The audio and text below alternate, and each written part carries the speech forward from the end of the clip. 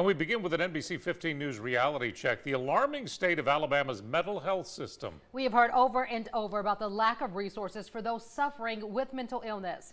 The director of one local shelter shared a shocking story on 106.5's Midday Mobile this week.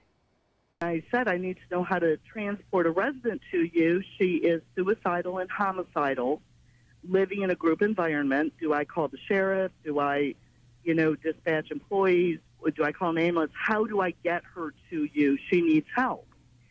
And the answer I received was, we can get her in a week from Thursday. Well, that breakdown is adding to issues that already face law enforcement: understaffing and jail overcrowding, just to name a few. NBC 15's Justin Moore spoke with law enforcement about what needs to be done. He joins us now. Justin?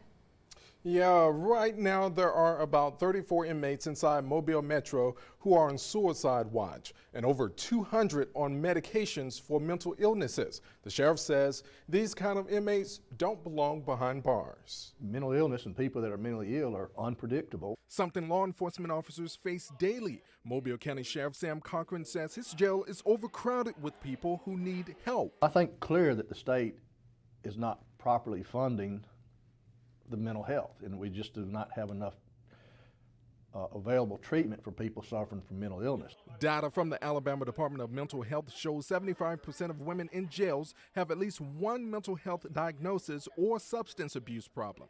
That number is 63% for men.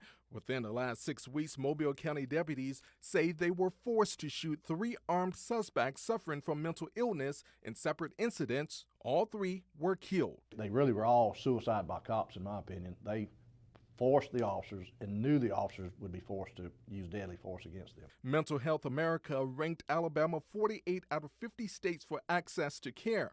The State Department of Mental Health is proposing a new $18 million budget, which would include 3 crisis centers across the state. Currently, there is just one state-run mental health facility in Tuscaloosa. There's nothing illegal about being mentally ill. State Representative Max Simpson has been on the front line as an advocate. He's proposing 2 new bills next week in the state legislature. One of the bills will allow Baldwin County to start a mental health court. For every dollar you spend in mental health courts, it gets roughly $6.75, $6.90, somewhere along those lines.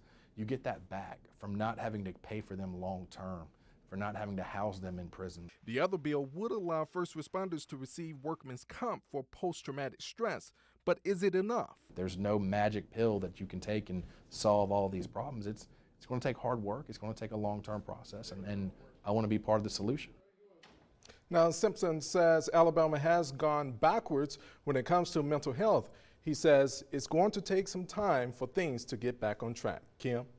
Justin, thank you. Now, as Justin just mentioned, the sheriff's office has been involved in 3 shooting deaths since December. Sheriff Cochran said mental health issues were at the center of all 3. The first happened on Lott Road last December. Sheriff Cochran said the man was in severe pain and called it suicide by cop. Earlier this month, an alleged shoplifter threatened a deputy with a hammer before he was shot.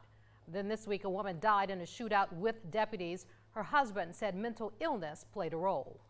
I just don't understand why she grabbed a gun and started shooting, and what was going on in her mind to make her do that.